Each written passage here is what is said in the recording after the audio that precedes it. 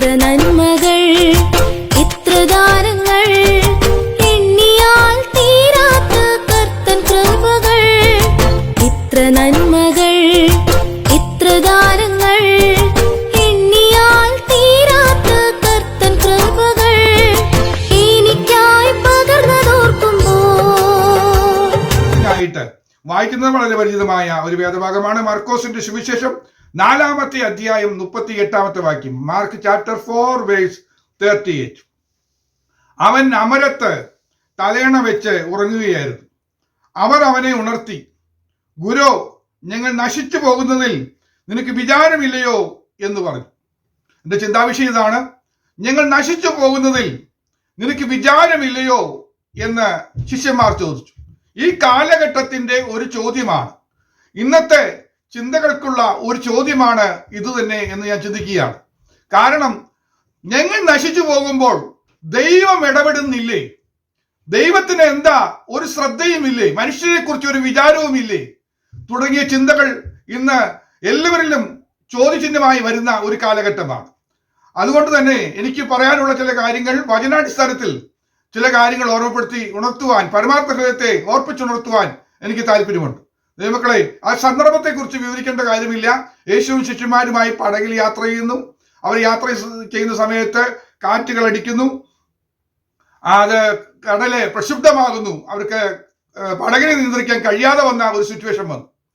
ആ സിറ്റുവേഷൻ വന്ന സമയത്ത് യേശു കർത്താവ് അമരത്ത് തലയിണ വെച്ച് ഉറങ്ങുകയായിരുന്നു. അത് കണ്ടിട്ട് അവർക്ക് വിഷമം തോന്നിയാണ് യേശുവിനെ വിളിച്ചുണർത്തിയത്. ഉണർത്തി യേശു എഴുന്നേൽക്കുന്നു. യേശു എഴുന്നേറ്റ് കാറ്റിനെ ശാസിച്ചു, കടലിനോടാണ് അനങ്ങാതിരിക്കുക, അടങ്ങുക എന്ന് പറഞ്ഞു. കാറ്റമർന്നു, വലിയ ശാന്തത ഉണ്ടായി. ഇതാണ് നമ്മൾക്ക് ആ ചിന്താവിഷയത്തിലെ പ്രസക്തമായ ഭാഗം. കർത്താവ് എഴുന്നേറ്റ് നിന്നു, എഴുന്നേറ്റിട്ട് പറഞ്ഞു, കാറ്റിനെ ശാസിച്ചു. അവിടെ ഒരു പേഴ്സണിഫിക്കേഷൻ നടന്നിട്ടുണ്ട്. കാറ്റിനെ ഒരു മനുഷ്യന് തുല്യമായി ഒരു പേഴ്സണിഫിക്കേഷൻ നടന്നിട്ടുണ്ട്. അതൊക്കെ നമുക്ക് നന്നായി അറിയാവുന്ന കാര്യമാണ്. കാരണം ഈ കാറ്റിന്റെ പിന്നിലൊക്കെയും ചില ദൂതന്മാരും ശക്തികളൊക്കെ ഉണ്ടെന്ന് വെളിപ്പാട് പുസ്തകം 7-ാം അധ്യായം വായിക്കുമ്പോഴും നമുക്ക് തിരിച്ചറിയാനായിട്ട് കഴിയുന്നുണ്ട്. കാറ്റിനെ പിടിച്ചിരിക്കുന്ന ദൂതന്മാർ എന്ന് പറയുന്നുണ്ട്. ഇതൊക്കെ ഒരു ആത്മീയ വീക്ഷണത്തിലൂടെ അദൃശ്യ മണ്ഡലത്തിലെ ചില ചിന്തകളാണ്. അത് കൃത്യമായിട്ട് കർത്താവ് അവിടെ മനസ്സിലാക്കുന്ന ആളായതുകൊണ്ട്, അതിനെക്കുറിച്ച് അറിവുള്ളത് കൊണ്ട് അങ്ങനെ തന്നെയാണ് പറയുന്നത്. ശാസിക്കുന്നു, നീ അവിടെ അടങ്ങിയിരിക്കുക എന്ന് പറയുകയാണ്. കടലിനോട് പറയുന്നു, അനങ്ങാതിരിക്കുക, നീ അനങ്ങല്ലേ എന്ന് പറഞ്ഞാൽ ജീവനുള്ളവരെ പോലെ സംസാരിക്കുകയാണ്.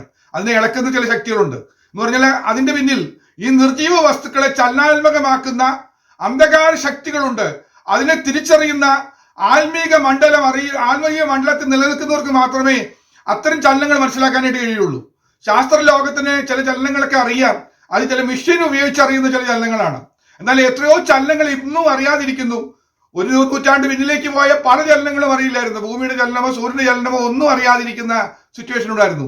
ഭൂമി അതിന്റെ നാസ്തികത്തിൽ തൂക്കിയിട്ടിരിക്കുന്നു, ശൂന്യതയിൽ തൂക്കിയിട്ടിരിക്കുന്നു എന്ന ചരിത്രം പോലും ശാസ്ത്രം കണ്ടുപിടിച്ചത് എത്രയോ വർഷങ്ങൾക്ക് ശേഷമാണ്. അതിന് എത്രയോ വർഷങ്ങൾക്ക് മുമ്പ് വേദപുസ്തകം എഴുതി വെച്ച കാര്യമാണ് എന്ന കാര്യം പലപ്പോഴും ഈ ലോകം മറന്നുപോവുകയാണ്. കാരണം വേദപുസ്തക പരിജ്ഞാനം ഇല്ലാത്തവർക്ക് ഇതൊന്നും ചിന്തിക്കാനോ മനസ്സിലാക്കാനോ കഴിയില്ല എന്നതാണ് സത്യം.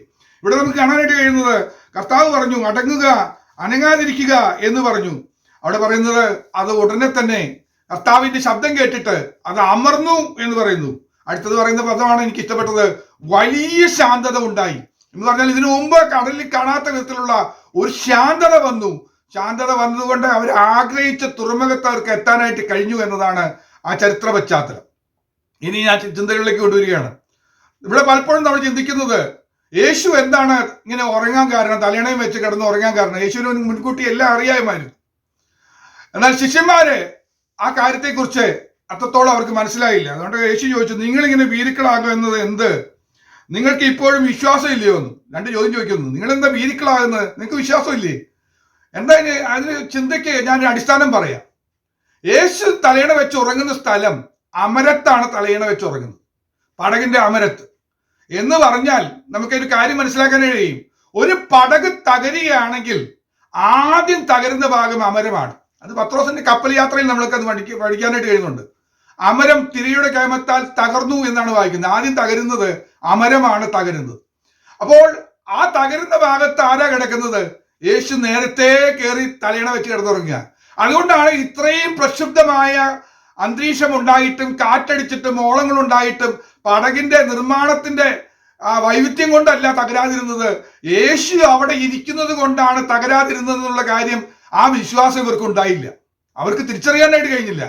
യേശു ഇവിടെ ഉള്ളിടത്തോളം എനിക്കൊന്നും സംഭവിക്കില്ല, സകലത്തെയും നിയന്ത്രിക്കുന്നവൻ എന്റെ കർത്താവാണെന്നുള്ള ബോധ്യവും ശിഷ്യന്മാർക്കുണ്ടായില്ല.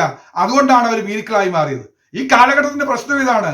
സകലത്തെയും നിയന്ത്രിക്കുന്നവൻ കർത്താവാണ്, കർത്താവ് അറിയാതെ ഒന്നും സംഭവിക്കുന്നില്ലെന്നും ഈ സംഭവങ്ങളെല്ലാം ഉണ്ടാകുമ്പോഴും അതിനെ നിയന്ത്രിക്കുകയും അതിനെ ഇല്ലാതെയാക്കുകയും ചെയ്യാൻ കഴിയുന്ന ശക്തി കർത്താവിലൂടെ വ്യാപരിക്കുന്നു എന്ന സത്യവും പലപ്പോഴും നാം വിസ്മരിക്കുന്നു എന്നതാണ് പരമാർത്ഥം.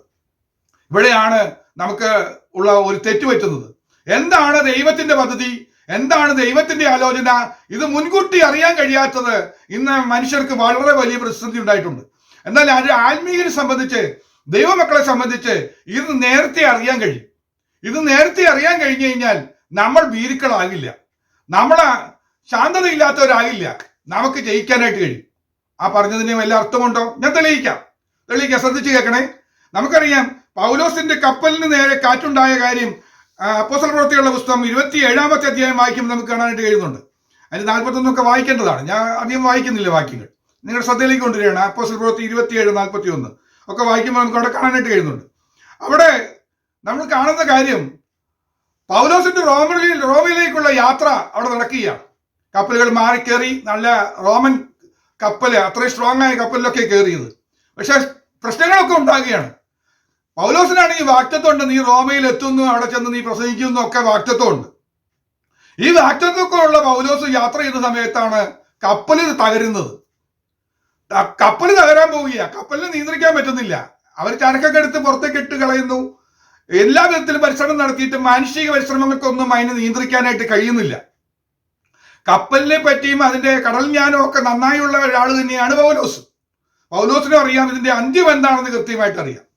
എന്നാൽ എന്തുകൊണ്ടാ ഇങ്ങനെ സംഭവിക്കുന്നത് എന്ന് മനസ്സിലായില്ലെങ്കിൽ പൗലോസ് തകരുമായിരുന്നു. ആ സമയത്താണ് രാത്രിയിൽ ദൈവത്തിന്റെ ദൂതൻ പൗലോസിന്റെ അടുക്കെ വന്ന് കാര്യങ്ങൾ പറഞ്ഞത്, മനസ്സിലാക്കാനായിട്ട് അവനോട് പറഞ്ഞത്, ഞാൻ സേവിക്കുന്നവൻ എന്റെ ഉടയവനുമായ കർത്താവ് ഇന്നലെ രാത്രിയിൽ എന്നോട് സംസാരിച്ചു, നേരിട്ട് സംസാരിച്ചു. ഇതെന്താണെന്ന് സംസാരിക്കുക, ഞാൻ നിന്നെ റോമയിൽ എത്തിക്കുമെന്ന് പറഞ്ഞാൽ കപ്പലിൽ എത്തിക്കണമെന്ന് ഒരു നിർബന്ധവുമില്ല. ദൈവിക ആലോചന പ്രകാരം നീ റോമയിൽ പോകുന്നതിന് മുമ്പ് വഴിയിൽ നീ മെലീത്ത ദ്വീപിൽ ഒന്ന് ഇറങ്ങണം. മെലീത്ത ദ്വീപിൽ നീ ഇറങ്ങണമെങ്കിൽ നീ ഈ ബന്ധിതനായി പോകുന്ന സമയത്ത് നിനക്ക് മെലീത്ത ദ്വീപിൽ ഇറങ്ങാൻ ഒരു സാധ്യതയില്ല. ആ ദേശത്തെ വിടുവിക്കണമെന്നത് ദൈവിക ആലോചനയാണ്. അതായത് യോനയെ നിനവേ പട്ടണത്തിലേക്ക് അയച്ചതുപോലെ ഒരു വലിയ പൈശാചിക ബന്ധനത്തിൽ, ഒരു സർപ്പബന്ധനത്തിൽ, അല്ലെങ്കിൽ ഒരു വലിയ പ്രതിബന്ധത്തിൽ കഴിയുന്ന ഒരു ജനത്തെ ദൈവമഹത്വത്തിലേക്ക് നയിക്കണം എന്നത് ദൈവാലോചനയായിരുന്നു. ആ ആലോചന നിറവേറണമെങ്കിൽ നീ യാത്ര ചെയ്യുന്ന കപ്പൽ തകരണം. പക്ഷേ കപ്പൽ തകരുമ്പോൾ നമുക്ക് മനസ്സിലാകുന്നില്ല എന്താ ഇങ്ങനെ തകരുന്നത്. ഞാനിങ്ങനെ തകരുന്നതും എന്റെ കപ്പൽ തകരുന്നതും നിന്റെ വാക്തത്വം ഉണ്ടായിട്ടും എനിക്കിതെല്ലാം സംഭവിക്കുന്നത് എന്താന്ന് ചോദിച്ച് നമ്മൾ ചോദിക്കും, കർത്താവേ ഞാൻ നശിച്ചു പോകുന്നില്ല, അങ്ങേക്ക് വിചാരമില്ലേ എന്ന് ചോദിക്കും. ഒരുപക്ഷെ പൗലോസിന്റെ യാത്ര ചോദിച്ചതാണ്. അത് ചോദിച്ചപ്പോഴാണ് ദൂതനെ ഇറക്കി വിട്ട് പൗലോസിനോട് കൃത്യമായ ആലോചന പറഞ്ഞു കൊടുത്തത്. ഇങ്ങനെയൊക്കെ തകർന്നാലും ഈ തകർച്ചയുടെ മധ്യത്തിൽ നിനക്ക് വേണ്ടിയുള്ള ജയം ഞാൻ ഒരുക്കിയിട്ടുണ്ട്. നിന്നെ കപ്പലിലല്ല കൊണ്ട് എത്തിക്കാൻ പോകുന്നത്, ഒരു പലക കഷ്ണത്തിൽ നിന്നെ എത്തിക്കാനായിട്ട് എനിക്ക് കഴിയും. ഓഹോ, നിനക്ക് യാത്ര ചെയ്യാനായിട്ടുള്ള വഴി ഒരുക്കുന്നത് നിസ്സാരമായ ഒരു കഷ്ണം പലകയാണെങ്കിൽ പോലും നിന്നെ എത്തിക്കാൻ കഴിയും. പക്ഷെ അതിനു മുമ്പ് എനിക്ക് ചില കാര്യങ്ങൾ ചെയ്തെടുക്കാനുണ്ട് ഈ യാത്രയിൽ. അത് നിറവേറ്റാൻ വേണ്ടിയുള്ള ചില വഴികളാണ് കർത്താവ് ഒരുക്കിയത്. അപ്പോൾ നമ്മൾ പലപ്പോഴും നമ്മുടെ യാത്രയിൽ തകർച്ച നേരിടുമ്പോൾ നമുക്ക് അറിഞ്ഞുകൂടാ എന്തുകൊണ്ടാണ് ഇങ്ങനെ സംഭവിക്കുന്നതെന്ന്. പക്ഷെ എന്റെ ദൈവം അറിയാതെ ഒന്നും സംഭവിക്കുന്നില്ല. തകർച്ച പലപ്പോഴും ദൈവ പ്രവൃത്തിക്ക് വേണ്ടിയിട്ടാണ്. അത് തിരിച്ചറിയുന്ന ദൈവമക്കൾ ദൈവത്തെ ഒന്ന് സ്തുതിച്ചാട്ടെ. എന്റെ ജീവിതത്തിൽ നേരിട്ട തകർച്ച, എന്റെ ജീവിതത്തിൽ നേരിട്ട ചില പരാജയങ്ങൾ എന്റെ ദൈവം അറിയാതെയല്ല, ദൈവം അനുവദിച്ചതാണെന്ന് തിരിച്ചറിഞ്ഞ് മഹത്വം കൊടുത്തു നോക്ക്. ആ തകർച്ചയിലൂടെ വിടുതൽ പ്രാപിക്കുന്ന ചില ജനമുണ്ട്. ആ തകർച്ചയിലൂടെ ദൈവിക പദ്ധതിയിലേക്ക് ദൈവം കൊണ്ടുവരുന്ന ചില വ്യക്തികളുണ്ട് എന്ന കാര്യം തിരിച്ചറിയണം. അങ്ങനെയാണെങ്കിൽ പൗലോസിന്റെ ജീവിതത്തിൽ ആ വന്ന തകർച്ച ഒരു ദ്വീപിന്റെ വിടുതലിന് കാരണമായി മാറി, അല്ലെങ്കിൽ പുബ്ലിയോസിന്റെ ഭവനത്തിലേക്ക് ദൈവ മഹത്വം വെളിപ്പെടുന്ന ദിവസമായി അത് മാറുവാനായിട്ട് ഇടവന്നു. ഇതെല്ലാം മനസ്സിലാക്കാൻ ഇന്ന് പ്രയാസമായിട്ട് ഇരിക്കുകയാണ്. ഇതാണ് നമ്മുടെ വലിയ പ്രതിസന്ധിയായിട്ടിരിക്കുന്നത്. ഈ രീതിയിൽ നാം ദൈവകൃപയിലേക്ക് വന്നെങ്കിൽ മാത്രമേ നമുക്ക് വിജയിക്കാനായിട്ട് കഴിയുള്ളൂ. കാരണം എന്താണെന്ന് ചോദിച്ചു കഴിഞ്ഞാൽ, നമ്മെ ഭരിക്കുന്നത് മനുഷ്യാലോചനയും ദൈവാലോചനയും ഒരുപോലെയുണ്ട്. എന്നാൽ മനുഷ്യാലോചന പലപ്പോഴും പരാജയമാണ്. നാം ദൈവത്തിന്റെ ആലോചനയിലേക്ക്, ദൈവത്തിന്റെ വിചാരത്തിലേക്ക് നാം കടന്നു വന്നു കഴിഞ്ഞാൽ നമുക്ക് പ്രശ്നങ്ങളൊക്കെ തിരിച്ചറിയാൻ കഴിയും. നമുക്ക് ഈ നിരാശയും ഈ ചോദ്യം ഒന്നും വരില്ല. ഈ ഭീരുത്വവും അവിശ്വാസവും ഒന്നും നമ്മെ ഭരിക്കില്ല. നമുക്ക് ഒരു കാര്യം മനസ്സിലാക്കണം, എന്താണ് ദൈവത്തിന്റെ വിചാരം അല്ലെങ്കിൽ ദൈവത്തിന്റെ ആലോചന എന്താണ്, നമ്മുടെ ആലോചന ശരിയാണോ എന്ന് തിരിച്ചറിയണം. അതിനൊരു ഉദാഹരണം ഞാനൊന്ന് വായിച്ചു കേൾപ്പിക്കാം. ഉൽപ്പത്തി പുസ്തകം 11-ാമത്തെ അധ്യായം 4-ാമത്തെ വാക്യം. ഉൽപ്പത്തി പുസ്തകം ജെനസിസ് ചാപ്റ്റർ 11 വേഴ്സ് 4. വരുവിൻ, നാം ഭൂതലത്തിലൊക്കെയും ചിതറിപ്പോകാതിരിപ്പാൻ ഒരു പട്ടണവും ആകാശത്തോളം എത്തുന്ന ഒരു ഗോപുരവും പണിക, നമുക്ക് ഒരു പേരുണ്ടാക്കുക എന്ന് അവർ പറഞ്ഞു. മനുഷ്യന്റെ ഒരു ആലോചന, അന്നുണ്ടായിരുന്ന മനുഷ്യർക്ക് കൂടെ ഒരു ആലോചന വന്നു. നമ്മൾ ചിതറിപ്പോകാൻ പാടില്ല, നമ്മളെല്ലാവരും ഇവിടെ കൂടെ ഒരുമിച്ച് ഒരൊറ്റ പട്ടണം ഉണ്ടാക്കി ഒരു ഗോപുരം പണിത്, ഒരു ബാബേൽ ഗോപുരം പണിത് അതിനകത്ത് എല്ലാവരും കൂടെ താമസിക്കുക, ഒരു വലിയ ഫ്ലാറ്റ് പണിത് ഓരോ നിലയിലും എല്ലാ കുടുംബവും ഇങ്ങനെ പാർത്ത് ഇങ്ങനെ പോവുക. അവരെങ്ങോട്ടും പോകട്ടെ, നമുക്ക് ഇവിടെ ഇത്രയും നല്ല സ്ഥലത്തങ്ങ് നിൽക്കാം എന്നാണ്. ഇത് മനുഷ്യന്റെ ആലോചനയായിരുന്നു. എന്നാൽ ദൈവത്തിന്റെ ആലോചന മുമ്പത്തെ അധ്യായത്തിൽ പറഞ്ഞിട്ടുണ്ട്. 9-ാമത്തെ അധ്യായത്തിൽ 1-ാം വാക്യത്തിൽ ദൈവത്തിന്റെ ആലോചന പറഞ്ഞിട്ടുണ്ട്. എന്തായിരുന്നു ദൈവത്തിന്റെ ആലോചന? ദൈവം നോഹയും അവന്റെ പുത്രന്മാരെയും അനുഗ്രഹിച്ചു, അവരോട് അരുളി ചെയ്തെന്നാൽ, നിങ്ങൾ സന്താന പുഷ്ടിയുള്ളവരായി പെരുകി ഭൂമിയിൽ നിറയണം. ദൈവത്തിന്റെ ആലോചന എന്തായിരുന്നു? സന്താന പുഷ്ടിയുള്ളവരാവണം, നിങ്ങൾ ഇതിന്റെ എണ്ണത്തിൽ പെരുകി വരണം. നിങ്ങൾ പെരുകി വരുന്നതിനനുസരിച്ച് ഭൂമി വന്ന് നിറയണം. ഭൂമിയിൽ ഒരറ്റത്ത് അവിടെ നിൽക്കുക എന്നതല്ല ദൈവത്തിന്റെ ആലോചന. ദൈവത്തിന്റെ ആലോചനയ്ക്ക് വിപരീതമായിട്ടാണ് ഇവർ പണിയാൻ ആരംഭിച്ചത്. അതുകൊണ്ടാണ് ആ ആലോചന നിവൃത്തിയായില്ല, തകർന്നുപോയി. ആ ആലോചന തകർന്നുപോയി. കാരണം എന്താ? ദൈവാലോചനയ്ക്ക് വിപരീതമായി നാം മുന്നോട്ട് പോകുമ്പോഴാണ് നമുക്ക് പരാജയം സംഭവിക്കുന്നത്. എന്നാൽ ദൈവാലോചന പ്രകാരമാണ് മുന്നോട്ട് പോകുന്നതെങ്കിൽ നമുക്ക് നഷ്ടമോ പരാജയമോ ക്ലേശമോ നിരാശയോ ഭാരമോ ബുദ്ധിമുട്ടുകളോ നാം അനുഭവിക്കുകയില്ല. ഇതെല്ലാം അനുഭവിക്കുന്നെങ്കിൽ തിരിച്ചറിയുക, ഞാൻ ദൈവാലോചന പ്രകാരമല്ല പോകുന്നത്. ഇതിന്റെ മധ്യത്തിൽ എന്തോ ഞാൻ മനുഷ്യാലോചന പ്രകാരം പോയത് കൊണ്ടാണ് സംഭവിച്ചതെന്ന്. ആ സമയത്ത് നമ്മൾ ചോദിക്കണം, എന്താണ് ദൈവാലോചന? അപ്പോൾ ഈ നഷ്ടവും ക്ലേശവും എല്ലാം ദൈവാലോചനയാണോ എന്ന് തിരിച്ചറിഞ്ഞാൽ നമുക്ക് ഈ മാനസിക ബുദ്ധിമുട്ടുകളെല്ലാം മാറും. നമ്മൾ സന്തോഷത്തോടെ മറ്റുള്ളവരെ സമാധാനിപ്പിക്കും. പൗലോസ് മറ്റുള്ളവരെ ആശ്വസിപ്പിച്ചതുപോലെ നമ്മുടെ വസ്തുനഷ്ടങ്ങൾക്കല്ലാതെ ഒരു മനുഷ്യജീവനും ക്ലേശം വരില്ല എന്ന് പറയുന്ന ദൂത് പറയാനായിട്ട് നമ്മെ ദൈവം ബലപ്പെടുത്തും. ഇതാണ് നമ്മൾ തിരിച്ചറിയേണ്ട കാര്യം. ഇനി എന്തുകൊണ്ടാണ് നമ്മൾ ദൈവാലോചന തിരഞ്ഞെടുക്കേണ്ടത് എന്നതിനെ കുറിച്ച് ഒരു 7 കാര്യങ്ങൾ ആദ്യം പറയാനായിട്ട് താല്പര്യപ്പെടുകയാണ്. അതിനുശേഷം മനുഷ്യാലോചനയുടെ പരാജയങ്ങൾ 7 കാര്യങ്ങൾ പറയാനായിട്ട് താല്പര്യപ്പെടും. അതിനുശേഷം സമയമുണ്ടെങ്കിൽ എങ്ങനെ ദൈവാലോചന നമുക്ക് പ്രാപിക്കാൻ കഴിയുമെന്നുള്ള 7 കാര്യങ്ങൾ, അങ്ങനെ മൊത്തത്തിൽ ഒരു 21 കൂട്ടം കാര്യങ്ങൾ പറയാനായിട്ട് താല്പര്യപ്പെടുകയാണ്.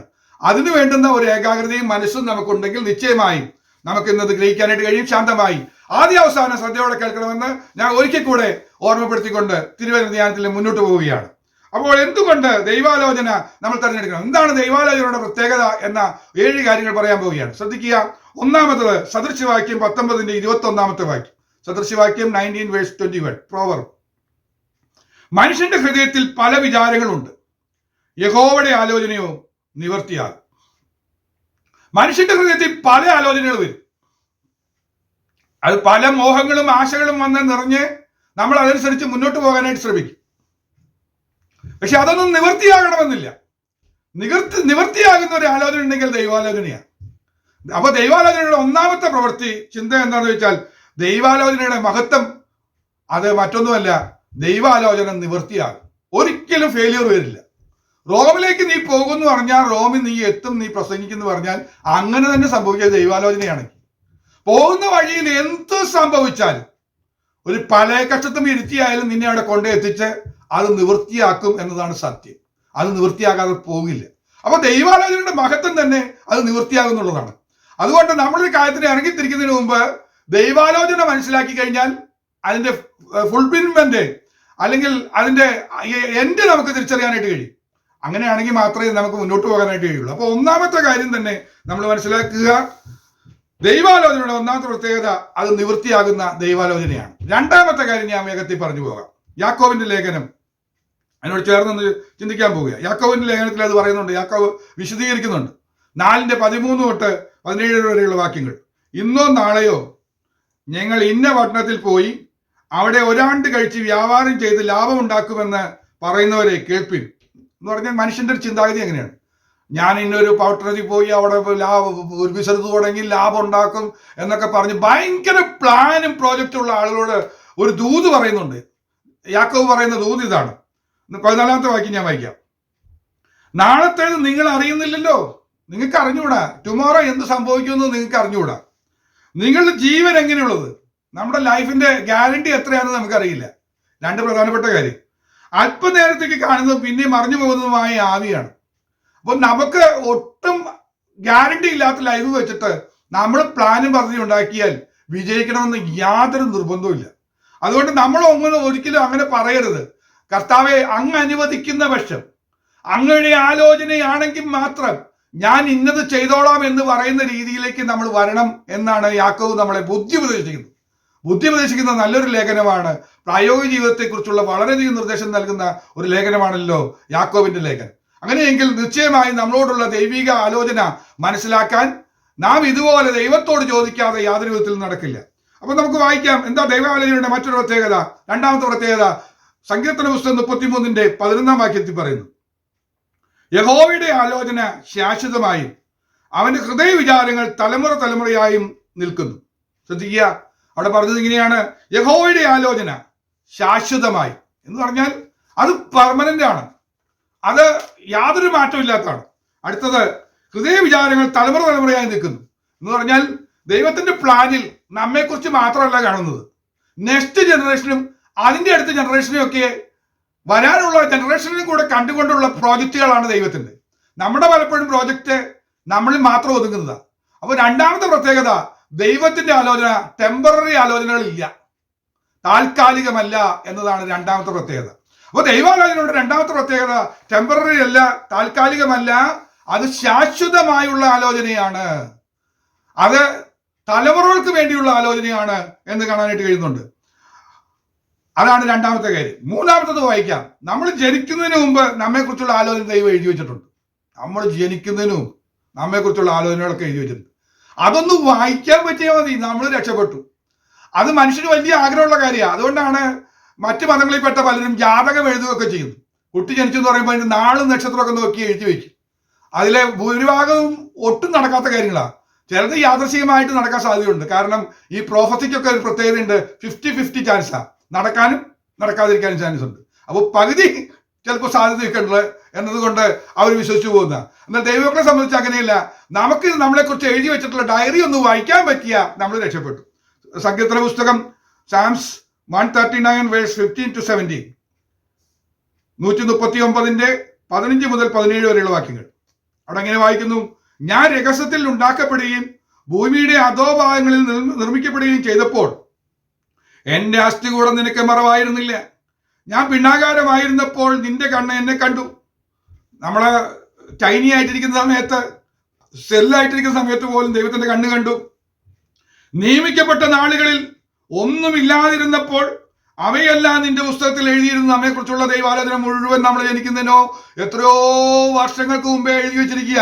ഇന്ന ഡേറ്റിൽ ഇത്രാം തീയതി ഇത്ര സമയത്ത് ഇത്ര നാഴിക വിനാഴികയിലൊക്കെ സാം ജനിക്കുമെന്നും അതിന്റെ അവൻ ജീവിച്ചു പോകുന്ന ഓരോ ദിവസത്തെ ഡയറി കുറിപ്പുകൾ മുഴുവൻ അവിടെ എഴുതി വെച്ചിട്ടുണ്ട്. അടുത്ത വാക്യം വായിച്ചു നോക്കി, 17-ാം വാക്യത്തിൽ ഇങ്ങനെ കാണുന്നു, ദൈവമേ നിന്റെ വിചാരങ്ങൾ എനിക്ക് എത്ര ഘനമായവ, അവയുടെ ആകത്തുകയും എത്ര വലുത്. നമ്മെക്കുറിച്ചുള്ള ദൈവത്തിന്റെ വിചാരങ്ങൾ വളരെ ഘനമേറിയതാ, സോളിഡാണ്, അത് വളരെ ബിഗ് ആണ്. അതിനെക്കുറിച്ചുള്ള ആലോചന നമുക്ക് മനസ്സിലാകുന്നില്ല. അവിടെയാണ് പരാജയം വന്നിരിക്കുന്നത്. അപ്പോ നമ്മെക്കുറിച്ചുള്ള ആലോചന ദൈവത്തിന്റെ പദ്ധതിയിൽ നേരത്തെ എഴുതി വെച്ചിട്ടുണ്ട്. ഉദാഹരണം വേണമെങ്കിൽ പറയാം.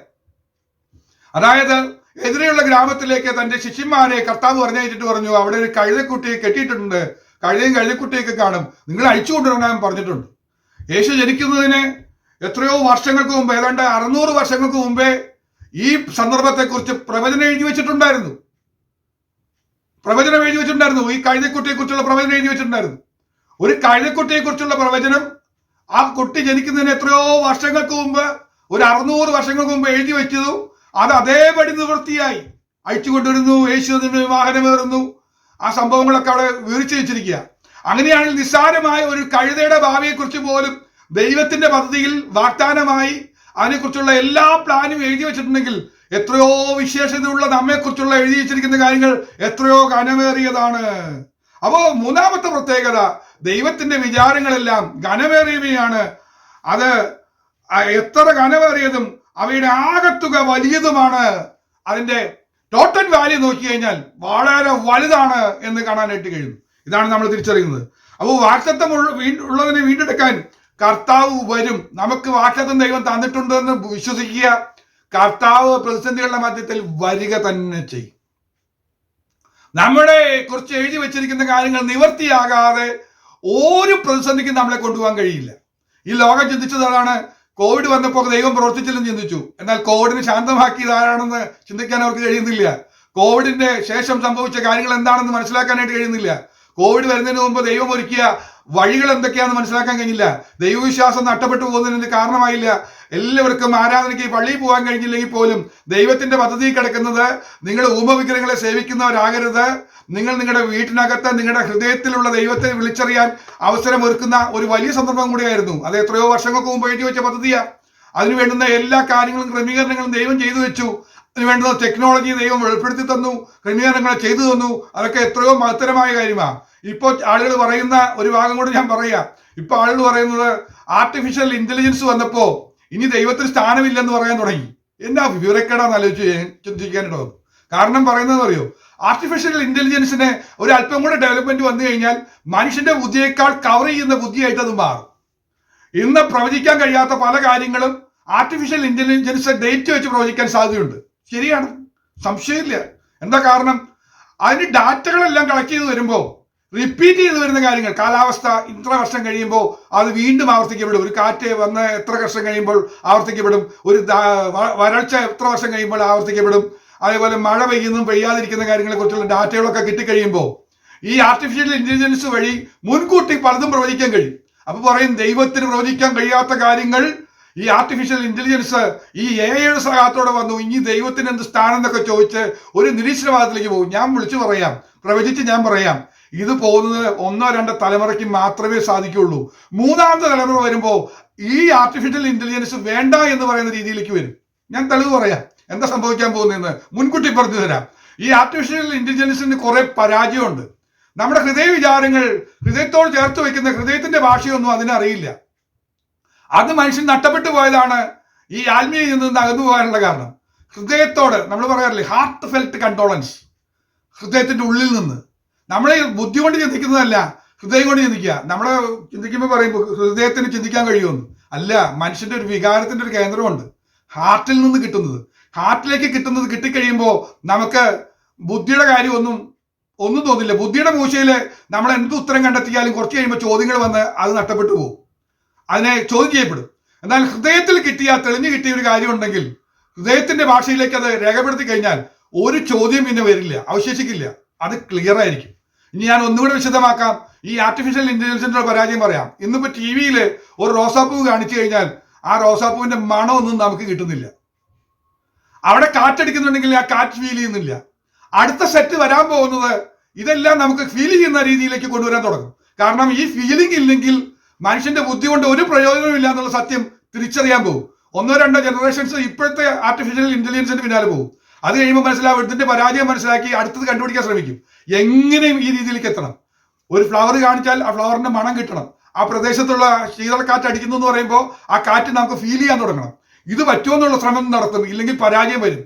അവിടേക്ക് എത്തുമ്പോൾ നമ്മൾ വീണ്ടും ഹൃദയത്തിന്റെ ഭാഷയിലേക്കും ഹൃദയത്തിലേക്കും കടന്നു വരികയും ദൈവത്തെ വീണ്ടും തിരിച്ചറിയാനായിട്ട് കഴിയും. അതാണ് ഇതിന് സംഭവിക്കാൻ പോകുന്ന കാര്യം. അപ്പോൾ ഇവിടം കൊണ്ട് അവസാനിക്കുന്ന കാര്യമൊന്നല്ല. അതുകൊണ്ട് നമുക്ക് പലപ്പോഴും നമുക്കുള്ള കാര്യങ്ങളെക്കുറിച്ച് മനസ്സിലാക്കാൻ കഴിയാതെ പരാജയപ്പെട്ടുകൊണ്ടിരിക്കുകയാണ്.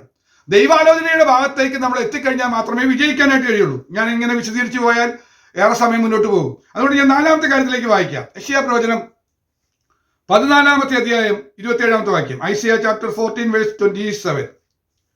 സൈന്യങ്ങളുടെ യഹോവ നിർണയിച്ചിരിക്കുന്നു, അത് ദുർബലമാക്കുന്നവൻ ആർ, അവന്റെ കൈ നീട്ടിയിരിക്കുന്നു, അത് മടക്കുന്നവൻ ആർ. അപ്പൊ നാലാമത്തെ കാര്യം, ദൈവാലോചനയുടെ നാലാമത്തെ പ്രത്യേകത, അത് ദുർബലമാക്കാൻ ആർക്കും കഴിയില്ല. ദൈവാലോചന ഒരെണ്ണം പറഞ്ഞു കഴിഞ്ഞാൽ അത് ഒരു കാരണവശാലും അതിന്റെ ഗൗരവം നഷ്ടപ്പെടുത്താനോ അത് നടക്കാതെ വരികയില്ല, അത് ദുർബലപ്പെടുത്താൻ കഴിയില്ല. മാത്രമല്ല, ദൈവാലോചനയുടെ പിന്നിൽ അവന്റെ കൈ നീട്ടും, അവൻ ചലിക്കാൻ തുടങ്ങും, അവൻ പ്രവർത്തിക്കാൻ തുടങ്ങും. കർത്താവ് കൈ പ്രവർത്തിക്കാൻ തുടങ്ങിക്കഴിഞ്ഞാൽ അതിനെ തടയുവാനോ മടക്കുവാനോ ആർക്കും കഴിയില്ല.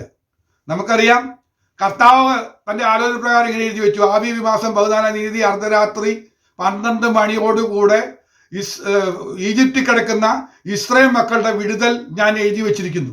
ആ സമയത്ത് നിങ്ങൾ അവിടുന്ന് പുറപ്പെടും. അതിനു മുമ്പ് ഫറവോൻ എന്തൊക്കെ പദ്ധതി രംഗത്ത് കൊണ്ടുവന്നു, തടയലും പരിപാടികളും ബാധയൊക്കെ വന്നു, നമുക്ക് മനസ്സിലാകാം. പക്ഷെ അതിനു മുമ്പ് ഡേറ്റ് എഴുതി വെച്ചിരിക്കുക, ടൈം എഴുതി വെച്ചിരിക്കുക. ആ സമയത്ത് കൈ പ്രവർത്തിക്കാൻ തുടങ്ങി. ആ കൈ പ്രവർത്തിക്കുന്ന കൈയെ തടയാനായിട്ട് ഫറവോന്റെ സൈന്യത്തിനോ ആ ലോകരാഷ്ട്രങ്ങളുടെ ഏറ്റവും അത്യുച്ച കോടിയിൽ നിൽക്കുന്ന ശക്തിക്കോ സാധിച്ചില്ല, തടയാൻ സാധിച്ചില്ല. ആ ജനത്തെ കൃത്യം ഡേറ്റിൽ അവിടെ വിളിച്ചിറക്കുകയാണ്. അവരെ മുദ്രയിട്ട്, രക്തം കൊണ്ട് മുദ്രയിട്ട് വീണ്ടെടുക്കപ്പെട്ട ജനം ദാ മുന്നോട്ട് വരുന്നു. അതിന് തടയാനായിട്ട് ഒരു ചെങ്കടലിനും കഴിഞ്ഞില്ല. കാരണം ദൈവത്തിന്റെ കരം നീട്ടിയിരിക്കുന്നതിന് മുന്നിൽ തടസ്സങ്ങളൊന്നും നിൽക്കില്ല.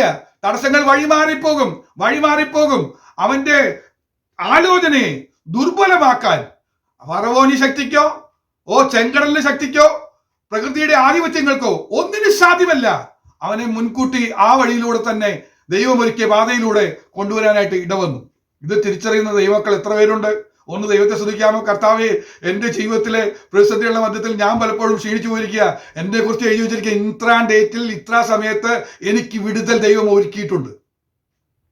അതുവരെ ഉണ്ടായിരുന്ന പ്രതിസന്ധി എന്താണെന്ന് ചോദിച്ചാൽ ദൈവമഹത്വം വെളിപ്പെടുത്താനാ. നീ മാത്രമല്ല അനുഭവിക്കാൻ പോകുന്നത്, നീയുമായി ബന്ധപ്പെട്ട ഒത്തിരി പേര് ഇത് തിരിച്ചറിയും. എന്താ തെളിവ്? ഞാൻ ഒന്നും കൂടെ പറയാം. ഇസ്രായേൽ മക്കൾ ചെങ്കടൽ കടന്ന് പോരാൻ നിന്നപ്പോ, ഈ അർദ്ധരാത്രി പുറപ്പെട്ടപ്പോ, ആ ഈജിപ്തിൽ ഉണ്ടായിരുന്ന ഇസ്രായേൽ മക്കളെ കൂടാതെ അവിടെ അന്നുണ്ടായിരുന്ന അന്യദൈവങ്ങളെ, കാളക്കുട്ടിയെ സേവിക്കുന്ന ഒരു കൂട്ടം ആളുകൾ തിരിച്ചറിഞ്ഞിട്ട് പറഞ്ഞു, നിങ്ങളുടെ കൂടെ ഞങ്ങൾക്കും ഈ ദൈവത്തെ ഒന്ന് ആരാധിക്കണം എന്ന് പറഞ്ഞ് അവർ ഇവരുടെ കൂടെ പോന്നിട്ടുണ്ട്. അപ്പൊ ചെങ്കടൽ കടന്ന് പോരുന്ന കൂട്ടത്തിൽ ഒരു കൂട്ടം ആളുകളും കൂടെ അവിടുന്ന് പുറപ്പെട്ടിട്ടുണ്ട്. അതിനെക്കുറിച്ച് എഴുതിയിരിക്കുന്നത് സമ്മിശ്ര ജാതി എന്നാണ് എഴുതിയിരിക്കുന്നത്. സമ്മിശ്ര ജാതിയും കൂടെ അവർ പിന്നാലെ ഫോളോ ചെയ്യുന്നുണ്ട്. എന്താ കാരണം?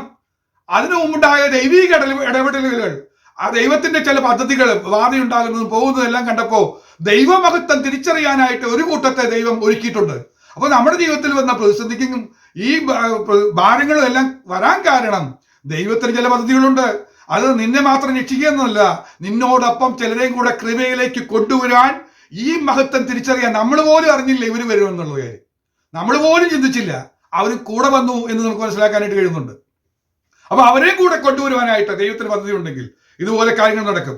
അപ്പോൾ നമ്മെക്കുറിച്ചുള്ള ദൈവിക ആലോചന ദുർബലമാക്കാൻ കഴിയില്ല എന്നതാണ് നാലാമത്തെ കാര്യം. അഞ്ചാമത്തെ കാര്യത്തിലേക്ക് പ്രവേശിക്കട്ടെ. Isaiah chapter 46 verse 10. അവിടെ പറയുന്നത്, ആരംഭത്തിങ്കൽ തന്നെ അവസാനവും പൂർവ്വകാലത്ത് തന്നെ മേലാൽ സംഭവിക്കാനുള്ളതും ഞാൻ പ്രസ്താവിക്കുന്നു, എന്റെ ആലോചനയോ നിവൃത്തിയാകും. അപ്പോ ഇവിടെ പറയാൻ കഴിയുന്ന അഞ്ചാമത്തെ കാര്യം, ദൈവത്തെ ആലോചനയുടെ അഞ്ചാമത്തെ പ്രത്യേകത, ദൈവാലോചന നിവൃത്തിയാകും. അതിന്റെ കാര്യം എന്ന് വെച്ച് കഴിഞ്ഞാൽ ആരംഭവും അവസാനവും രേഖപ്പെടുത്തിയിട്ടുള്ളതാണ് ദൈവീയാലോചന. ഇന്ന ഡേറ്റിൽ ആരംഭിക്കും, ഇന്ന ഡേറ്റിലാണ് അതിന്റെ പൂർത്തീകരണം എന്നതാണ് ദൈവാലോചനയുടെ പ്രത്യേകത. ആരംഭത്തിൽ തന്നെ അതിന്റെ അവസാനവും പൂർവ്വകാലത്ത് തന്നെ മേലാൽ സംഭവിക്കാനുള്ളതും ഞാൻ പ്രസ്താവിക്കുന്നു. ദൈവാലോചന കിട്ടിക്കഴിഞ്ഞാൽ എന്നാണ് സ്റ്റാർട്ട് ചെയ്യുന്നത്, അതിനുശേഷം എന്തൊക്കെ സംഭവിക്കും, അത് എന്നാണ് എൻഡ് ചെയ്യുന്നത്, ഇത്രയും കാര്യങ്ങൾ അതിൽ നിന്ന് നമുക്ക് കിട്ടാനായിട്ട് കഴിയും. ഇതാണ് അതിന്റെ പ്രത്യേകത. അതിനൊരു തെളിവ് ഞാൻ പറയാം, അതിനൊരു ഉദാഹരണം പറയാം. കോരിശ് ജനിക്കുന്നതിന് വർഷങ്ങൾക്ക് മുമ്പ് അവന്റെ പേരെഴുതി വെച്ചിട്ട് പറഞ്ഞു, ഇസ്രായേലിന് നഷ്ടപ്പെട്ട ദേവാലയം പണിയാനായിട്ട് ഞാൻ ഉപയോഗിക്കാൻ പോകുന്ന ജാതീയ രാജാവിന്റെ പേര് കോരശ് എന്നാണ്. അവിടെ ഐശയ്യാപ്രവചനം 45:1 പറയുന്നത്, യഹോവ തന്റെ അഭിഷിക്തനായ കോരശിനോട് ഇപ്രകാരം അരുളി ചെയ്യുന്നു, അവന് ജാതികളെ കീഴടക്കി രാജാക്കന്മാരുടെ അരക്കച്ചകളെ അഴിക്കേണ്ടതിനും വാതിലുകൾ അടയാതിരിക്കേണ്ടതിനും ഞാൻ അവന്റെ വലങ്കൈ പിടിച്ചിരിക്കുന്നു. അവൻ ജനിക്കുന്നതിന് എത്രയോ വർഷങ്ങൾക്ക് മുമ്പ് പേര് വരെ എഴുതി അവന് ചെയ്യാൻ പോകുന്ന ഡ്യൂട്ടിയെ കുറിച്ച് വെളിപ്പെടുത്തി കൊടുത്തു. ഒരു പ്രവാചകൻ അത് വെളിപ്പെടുത്തി വെച്ചിരിക്കുക. അതിന് തടസ്സമായിട്ട് നമുക്കറിയാം, ബാബിലോണിയ സാമ്രാജ്യം താമര കതക് വരെ വെച്ച് പണിതു വെച്ചു. കടക്കാൻ സമ്മതിക്കില്ല എന്ന് പറഞ്ഞു. ബാബിലോണിയ സാമ്രാജ്യം പണിയാവുന്ന രീതിയിൽ എല്ലാം പണിത് വെച്ചു. കോട്ട കെട്ടി വെച്ച്, കിടങ്ങുകൾ കുഴിച്ചു വെച്ച്, താമര കഥകൾ ഉണ്ടാക്കി എല്ലാം വെച്ചു. എന്നാൽ ദൈവാലോചന നിവൃത്തിയാകും. അവനെക്കുറിച്ച് വർഷങ്ങൾക്ക് മുമ്പ് എഴുതി വെച്ചിരിക്കുക. നീ രാജാക്കന്മാരുടെ അരക്കച്ചി കഴിക്കുമെന്ന് പറഞ്ഞു വെച്ചിരിക്കുക. നമുക്ക് ആ ചരിത്രം നമുക്കറിയാം. ബെൽഷസ്സറിനെ തകർത്ത് ആ സിംഹാസനത്തിൽ കോരശിനെ വരുത്തിയ ദൈവത്തിന്റെ കൃപയെക്കുറിച്ചൊക്കെ ഒന്ന് മനസ്സിലാക്കിയാൽ നമ്മൾ ദൈവത്തെ സ്തുതിച്ചു പോകും. താമര കഥക എത്ര പൂട്ടി വെച്ചാലും ഒരു ദിവസം കള്ളു കുടിച്ച് ആത്മാദിച്ച സമയത്ത് കഥക പൂട്ടാൻ മറന്നുപോയി. കോരശ് അകത്തേക്ക് കയറി വരുന്നു. ആ ടൈം ഉണർത്തി, കോരശിന്റെ മനസ്സിനെ ഉണർത്തി, കോരശ് വരുന്നതും അവിടെ സിംഹാസനത്തിൽ കയറുന്നതും എല്ലാം എത്രയോ വർഷങ്ങൾക്ക് മുമ്പ് എഴുതി വെച്ചു. ഇതാ പറഞ്ഞത് എന്നാണ് സ്റ്റാർട്ട് ചെയ്യാൻ പോകുന്നത്, അതിന് തുടർന്ന് നടക്കാൻ പോകുന്ന സംഭവങ്ങൾ എന്താണ്, അതിന്റെ എൻഡ് എന്താണെന്ന് കൃത്യമായി അറിയുകയും പ്രവർത്തിക്കുകയും ചെയ്യുന്നതാണ് ദൈവാലോചനയുടെ പ്രത്യേകത. ഇത്രയും കേട്ടപ്പോൾ എനിക്ക് കൊതി വന്നുപോയി. ഇത്രയും മനസ്സിലാക്കുമ്പോൾ ഞാൻ ദൈവത്തെ സ്തുതിച്ചു പോയി. കർത്താവേ, എന്നെ കുറിച്ചുള്ള ഡയറി ഒന്ന് വെളിപ്പെടുത്തി തരണമേ, എനിക്ക് ആ പേജ് ഒന്ന് വായിക്കാൻ പറ്റണം.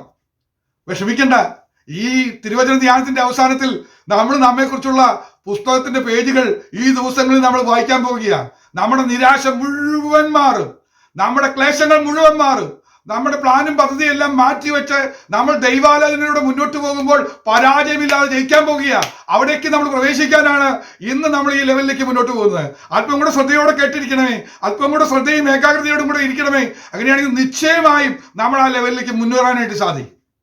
ശാന്തമായി ആവേശമില്ലാതെ ഞാൻ പ്രസംഗിക്കുന്നത് നമ്മൾ കാര്യങ്ങൾ ഗ്രഹിക്കാൻ വേണ്ടിയാണ്. അല്പം കട്ടിയുള്ള ഭക്ഷണമാണെന്ന് തോന്നിയാലും നമ്മളിത് ഗ്രഹിച്ചാൽ നമ്മുടെ ജീവിതത്തിൽ കിട്ടാൻ പോകുന്നത് സകല മനുഷ്യരെക്കാളും വലിയ ജ്ഞാനമായി മാറും എന്നതിന് സംശയമില്ല. ആറാമത്തെ കാര്യം പറയാം. യെശയ്യാപ്രവചനം 55:8-9 വാക്യങ്ങൾ. അവിടെ ഒരു പ്രത്യേകത പറയുന്നുണ്ട്. മനുഷ്യന്റെ ആലോചനയും ദൈവാലോചനയും തമ്മിലുള്ള വലിയ വ്യത്യാസം തന്നെ വെളിപ്പെടുത്തി പറയുന്നുണ്ട്. എന്റെ വിചാരങ്ങൾ നിങ്ങളുടെ വിചാരങ്ങളല്ല. എന്റെ വിചാരങ്ങൾ എന്ന് പറഞ്ഞാൽ കർത്താവിന്റെ വിചാരങ്ങൾ നിങ്ങളുടെ വിചാരങ്ങൾ തമ്മിൽ ഭയങ്കര ഡിഫറൻസ് ഉണ്ട്. ആ ഡിഫറൻസിനെ കുറിച്ച് പറയാ.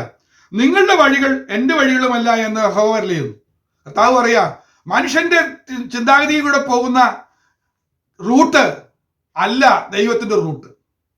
മനുഷ്യന്റെ ഏത് ചിന്താഗതി വന്നാലും ആ റൂട്ടിലല്ല ദൈവത്തിന്റെ പദ്ധതി പോകുന്നത്. ഭയങ്കര ഡിഫറൻസാ. എന്താണ് ഡിഫറൻസ്? അവിടെ പറയാണ്, ആകാശം ഭൂമിക്ക് മീതെ ഉയർന്നിരിക്കുന്ന പോലെ എന്റെ വഴികൾ നിങ്ങളുടെ വഴികളിലും എന്റെ വിചാരങ്ങൾ നിങ്ങളുടെ വിചാരങ്ങളിലും ഉയർന്നിരിക്കുന്നു എന്ന് പറഞ്ഞാൽ ഇത് തമ്മിലുള്ള ഡിഫറൻസ് ചോദിച്ചു കഴിഞ്ഞാൽ ഭൂമിയും ആകാശവും തമ്മിലുള്ള ഡിസ്റ്റൻസ് എത്രയുണ്ടോ അത്രയും വലിയ ഡിസ്റ്റൻസിലാണ് ഈ രണ്ട് ആലോചനയും കൂടെ പോകുന്നത്. അപ്പൊ ദൈവാലോചനയും മനുഷ്യാലോചനയും തമ്മിലുള്ള വ്യത്യാസം പറയുകയാണ്. കർത്താവിന്റെ വിചാരങ്ങൾ നമ്മുടെ വിചാരങ്ങളെക്കാളും ഒത്തിരി ഉയർന്നതാണ്, ഹൈ ആയിട്ടുള്ള കാര്യങ്ങളാണ്. എന്ന് പറഞ്ഞാൽ നമ്മുടെ ആലോചന എപ്പോഴും ഈ ഭൂമിയിൽ നമ്മൾ ഒടുങ്ങിത്തീരുന്നത് വരെയുള്ള ചിന്തഗതി നമുക്കുള്ളൂ. അപ്പൊ അതിനു വേണ്ടിയുള്ള കാര്യങ്ങളാണ് നമ്മൾ പ്ലാനും പദ്ധതി ഒതുക്കുന്നത്. നമ്മളെ കുറിച്ചുള്ള ദൈവത്തിന്റെ വിചാരം എന്താ അറിയോ? ഏറ്റവും വലിയ വിചാരം എന്താ അറിയോ? നിത്യതയാ. നമ്മൾ നിത്യതയെ കാണണമെന്ന ദൈവത്തിന്റെ വിചാരം. നമ്മെക്കുറിച്ചുള്ള ദൈവത്തിന്റെ ഏറ്റവും വലിയ വിചാരം എന്താ? മറന്നു പോകരുത്, നിത്യതയാണ്. അപ്പൊ ഈ കാര്യങ്ങളൊക്കെ നമ്മുടെ ജീവിതത്തിൽ വരുന്നാലും ദൈവത്തിന്റെ ലക്ഷ്യം എന്താണ്? അൾട്ടിമേറ്റ് ലക്ഷ്യത്തിലേക്ക് ദൈവം നമ്മെ എത്തിക്കും. അത് നിത്യതയിൽ എത്താനുള്ള വഴിയാണ്. നമുക്ക് ഒത്തിരി നന്മകൾ തന്ന് ദൈവത്തെ തള്ളിപ്പറയുന്നവരായി മാറാതിരിക്കാൻ ചിലപ്പോ ചില കഷ്ടങ്ങളുടെ വഴിയിലൂടെ, ക്ലേശങ്ങളുടെ വഴിയിലൂടെ, ഇടുക്ക് വഴിയിലൂടെ, ഞെരുക്കത്തിന്റെയും ക്ലേശത്തിന്റെയും വഴിയിലൂടെ ചിലപ്പോൾ നമ്മെ നയിച്ചെന്ന് വരാം. ലക്ഷ്യം വേറൊന്നുമല്ല. ദൈവത്തിന്റെ ആലോചനയിൽ, ദൈവിക പദ്ധതിയിൽ ഏറ്റവും വലിയ കാര്യം നിത്യതയാണ്. നിത്യതയാണ് ഏറ്റവും വലുത് എന്നത് നമ്മൾ മനസ്സിലാക്കണം. അപ്പൊ അവിടേക്കുള്ള ആലോചനയിലേക്കാണ് നമ്മൾ കൊണ്ടുപോകുന്നത്. ഇതാണ് ഡിഫറൻസ്. ഇത്രയും വലിയ ഡിഫറൻസ് ഉണ്ടെന്നുള്ളതാണ് ആറാമത്തെ കാര്യം. ഏഴാമത്തെ കാര്യം ഞാൻ വായിക്കാം. യെശയ്യാപ്രവചനം തന്നെ 64-ാമത്തെ അധ്യായം 3-ാമത്തെ വാക്യം. ഞങ്ങൾ വിചാരിച്ചിട്ടില്ലാത്ത ഭയങ്കര കാര്യങ്ങളെ നീ പ്രവർത്തിച്ചപ്പോൾ നീ ഇറങ്ങി വരികയും മലകൾ തിരുമുമ്പിൽ ഉരുകിപ്പോവുകയും ചെയ്തുവല്ലോ. അപ്പോ ഏഴാമത്തെ കാര്യം എന്ന് പറയൂ, നമ്മൾ വിചാരിച്ചിട്ടില്ലാത്ത, നമ്മളൊന്നും ചിന്തിക്കാത്ത വിധത്തിലുള്ള ഭയങ്കര കാര്യങ്ങളാണ് ദൈവം പ്രവർത്തിക്കാൻ പോകുന്നത്. ദൈവത്തിന്റെ വിചാരത്തിൽ ദൈവം ഒരുക്കിയിരിക്കുന്ന പ്രോജക്റ്റ് നമ്മൾ ചിന്തിക്കുന്നതിന്റെ അപ്പുറത്തുള്ള ഭയങ്കര കാര്യങ്ങളാണ്. അതെങ്ങനെയാന്ന് പറയുന്നുണ്ട്. അവിടെ പറയുന്നത് എങ്ങനെ അറിയോ? നമ്മുടെ മുന്നിലെ പോകുന്ന പ്രോജക്റ്റിന് മുന്നിൽ തടസ്സമായിട്ട് മല വന്നാൽ മല അങ്ങ് ഉരുക്കും. നമുക്ക് പറ്റുമോ? ചിന്തിക്കാൻ പറ്റുമോ? നമ്മൾ ചിന്തിക്കുന്നതിന് അപ്പുറത്താ. നമ്മുടെ വിചാരങ്ങളിൽ ഒരിക്കലും മല ഉരുകില്ല. എന്നാൽ ദൈവം പറയാ, ദൈവത്തിന്റെ പദ്ധതിയായിട്ട് മുന്നോട്ട് പോവുകയാണെങ്കിൽ തടസ്സമായിട്ടൊരു മല വന്നാൽ ആ മലയെ പോലും ദൈവം എന്ത് ചെയ്യും? ഉരുക്കിക്കളയും. ദൈവം ഉരുക്കും, അതിനെ ഉരുക്കി മാറ്റും. അതിന്റെ മുന്നിൽ ഒരു തടസ്സം വരില്ല. അവിടെ പറയണം ഭയങ്കര കാര്യങ്ങളാൽ പ്രവർത്തിച്ചു. ഭയങ്കര കാര്യം. ഇനി നമുക്ക് അതിനെക്കുറിച്ചൊന്നും ഇവിടെ ഞാൻ പഠിക്കണമെങ്കിൽ നമുക്ക് കൂടുതൽ മനസ്സിലാക്കാനായിട്ടൊരു കാര്യം ചെയ്യാം. മനുഷ്യന്റെ വിചാരങ്ങളെ കുറിച്ചൊന്ന് ചിന്തിക്കാം. എന്താ ഈ മനുഷ്യന്റെ വിചാരങ്ങൾ പോകുന്ന പോക്കെന്ന്, അതിന്റെ പരാജയത്തെക്കുറിച്ച് മനസ്സിലാക്കി കഴിഞ്ഞാൽ നമുക്ക് ഈ ദൈവത്തിന്റെ ചിന്തകളെ കുറിച്ച് ഒന്നുകൂടെ മനസ്സിലാക്കാനായിട്ട് കഴിയും. ഒരു എക്സാമ്പിൾ ഞാൻ ഒന്നാമത് പറയാം. ഇനി പറയാൻ പോകുന്നത് മനുഷ്യൻ ചിന്തിച്ച ചിന്തകളാണ്. ആ ചിന്തയിലെ പരാജയങ്ങൾ പറയാം. ഉൽപ്പത്തി പുസ്തകം 48-ാമത്തെ അധ്യായം 11-ാമത്തെ വാക്യം. ഉൽപ്പത്തി 48:11. ഇസ്രായേൽ ജോസഫിനോട്, നിന്റെ മുഖം കാണുമെന്ന് ഞാൻ വിചാരിച്ചിരുന്നില്ല, എന്നാൽ നിന്റെ സന്തതിയെയും കാണുവാൻ ദൈവം എനിക്ക് സംഗതി വരുത്തിയല്ലോ എന്ന് പറഞ്ഞു. യാക്കോവിന്റെ സ്ഥിതി പറയുക. യാക്കോവിന് ഒരു ദിവസം വാർത്ത കിട്ടി, ജോസഫിനെ വന്യമൃഗം കടിച്ചു കീറി കൊന്നു. തീർന്നു, ജോസഫ് തീർന്നു. കാഠിനപുത്ര ദുഃഖത്താൽ അവനെ ആശ്വാസം കൊള്ളാൻ കഴിയാതെ വണ്ണം, അവന്റെ പുത്രന്മാരൊക്കെ വന്ന് ആശ്വസിപ്പിച്ചിട്ടും ആശ്വാസം കൊള്ളാൻ കഴിയാതെ അവൻ ദുഃഖിച്ചുകൊണ്ടേയിരുന്നു. അപ്പോൾ യാക്കോബ് ചിന്തിച്ചെന്ന് പറഞ്ഞാൽ ഒരു കാരണവശാലും ഇനി ജോസഫിനെ കാണാൻ പറ്റില്ല. ജോസഫിനെ കാണാനുള്ള എല്ലാ അവസരവും നഷ്ടപ്പെട്ടു. എന്നാൽ ദൈവത്തിന്റെ പദ്ധതിയിൽ അങ്ങനെയല്ലായിരുന്നു. ദൈവത്തിന്റെ പദ്ധതിയിൽ നീ ജോസഫിനെ മാത്രമല്ല കാണാൻ പോകുന്നത്, ജോസഫിന്റെ മക്കളെയും കൂടെ കണ്ടിട്ട് നീ മരിക്കുള്ളൂ. ഇതാ രണ്ടും തമ്മിലുള്ള വ്യത്യാസം. ഇവിടെ നോക്കുക. അപ്പൊ കണ്ടതും കേട്ടതും മാത്രമേ നമ്മുടെ ചിന്തയിൽ വരുള്ളൂ. എന്താ മനുഷ്യ വിചാരങ്ങളുടെ പ്രത്യേകത? നമ്മുടെ കണ്ണിന് മുമ്പിൽ കണ്ടതും കേട്ടതുമായ കാര്യങ്ങൾക്കനുസരിച്ച് നമുക്ക് ചിന്തിക്കാൻ കഴിയുള്ളൂ. എന്നാൽ ഭാവിയിൽ സംഭവിക്കാൻ പോകുന്നത് നമ്മൾ കാണാമറയത്തിരിക്കുന്ന കാര്യങ്ങൾ നമുക്കറിയാനേ കഴിയുന്നില്ല. ഇതാണ് നമ്മുടെ പരാജയത്തിന്റെ കാരണം. ഏറ്റവും വലിയ ഒന്നാമത്തെ പരാജയം ഇതാണ്. കണ്ടതും കേട്ടതും മാത്രമേ മനുഷ്യ വിചാരത്തിൽ മനസ്സിലാക്കാനായിട്ട് കഴിയുള്ളൂ. ദൈവത്തിന്റെ പദ്ധതി എന്തെന്ന് തിരിച്ചറിയണമെങ്കിൽ കാണാമറയത്തുള്ള കാര്യങ്ങൾ ഗ്രഹിക്കാനായിട്ടുള്ള കഴിവ് നമുക്കില്ല. ഇവിടെയാണ് നമുക്ക് മനസ്സിലായത്, ജോസഫിനെ മാത്രമല്ല അവന്റെ മക്കളെ വരെ കാണാനായിട്ട് ദൈവത്തിന്റെ പദ്ധതിയിൽ എഴുതി വെച്ചിരുന്നു. അതങ്ങനെ നിറവേറി എന്നതാണ് സത്യം. രണ്ടാമത്തെ കാര്യം പറയാം. 1 ശമൂവേലിന്റെ പുസ്തകം 27:1 വാക്യം. അനന്തരം ദാവീദ് പറയുന്നൊരു കാര്യമുണ്ട്. അവൻ ചിന്തിച്ചെന്താണ്? ഞാൻ ഒരു ദിവസം ശൗലിന്റെ കയ്യാൽ നശിക്കുകയുള്ളൂ, എന്റെ ലൈഫ് പോയി. ശൗലിന്റെ പിന്നാലെ വരിക. ഒരു ദിവസം ശൗല് വന്ന് എന്നെ വെട്ടിക്കൊല്ലും. ദാവീദ് പറയാ, ഫെലിസ്ത്യരുടെ ദേശത്തേക്ക് ഓടിപ്പോകുകയല്ലാതെ എനിക്ക് വേറെ നിർത്തിയില്ല. തൽക്കാലം രക്ഷപ്പെടാൻ ഞാൻ ഫെലിസ്ത്യരുടെ ദേശത്ത് പോവാ. ഇനി ഞാൻ എവിടെ പോയാലും വേണ്ടില്ല, ഈ ശൗൽ എന്നെ വന്നിട്ട് എന്നെ കൊല്ലും, എന്റെ ഡേറ്റ് അവസാനിച്ചു എന്നാണ് ദാവീദ് ചിന്തിച്ചു വെച്ചിരിക്കുന്നത്. മനുഷ്യന്റെ ചിന്ത. കാരണം അവൻ കണ്ടതും കേട്ടതും ഇതാ. പിന്നാലെ വരുന്ന ഡെയിലി ഫോളോ ചെയ്ത് വരുന്ന ഒരു ശൗലും സൈന്യവും. ഒരു രക്ഷയും കാണാനില്ല. എവിടെ ഒളിക്കുന്ന അറിഞ്ഞൂടെ. കാട്ടിലേക്ക് ഓടിപ്പോയപ്പോ കാട്ടിലേക്ക് ഓടി വരിക, ഗൂഗയിൽ കയറിയ ഗൂഗയിൽ ഓടി വരും. എവിടെ നോക്കിയാലും ഈ പിശാചി പിന്നാലെ വന്നോണ്ടിരിക്കുക. അല്ല, ഈ ശൗല് വന്നോണ്ടിരിക്കുക, ഈ ഭൂതഗ്രസ്തം വന്നോണ്ടിരിക്കുക. ഇനി രക്ഷപ്പെടാൻ പറ്റില്ല, ഞാൻ ഇതിൽ അവസാനിക്കുകയുള്ളൂ. നമ്മുടെയും പലരുടെയും വിചാരം എന്താണെന്ന് അറിയാമോ? കർത്താവെ, എന്നെ ഈ വിട്ടുമാറാതെ നിൽക്കുന്ന ഈ രോഗബന്ധനം, ഈ ഷുഗർ, ഈ ഹാർട്ടിന്റെ പ്രശ്നം, ഈ പ്രഷർ, അത് എന്നെ കൊണ്ടേ പോവുള്ളൂ.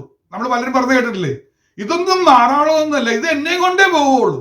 കാരണം നമ്മൾ അനുഭവിക്കുന്ന, നമ്മൾ കാണുന്നതിനെ വെച്ചാണ് നമ്മൾ വിചാരിച്ച് പറഞ്ഞുകൊണ്ടിരിക്കുന്നത്. എന്നാൽ ദൈവിക പദ്ധതി അങ്ങനെയല്ല. ദൈവിക പദ്ധതി ഒന്ന് മനസ്സിലാക്ക്. 1 ദിനവൃത്താന്തങ്ങളുടെ പുസ്തകം 29-ാമത്തെ അധ്യായം 28-ാമത്തെ വാക്യം വായിക്കുമ്പോഴാണ് നമ്മൾ ഞെട്ടിപ്പോകുന്നത്. ദാവീദ് ഇതൊക്കെ ചിന്തിച്ചു വെച്ചെങ്കിലും അവിടെ പറയുന്നത് ഇങ്ങനെയാണ്: അവൻ നന്നാം വയസ്സ് ചെന്നവനും ആയുസ്സും ധനവും മാനവും തികഞ്ഞവനായി മരിച്ചു.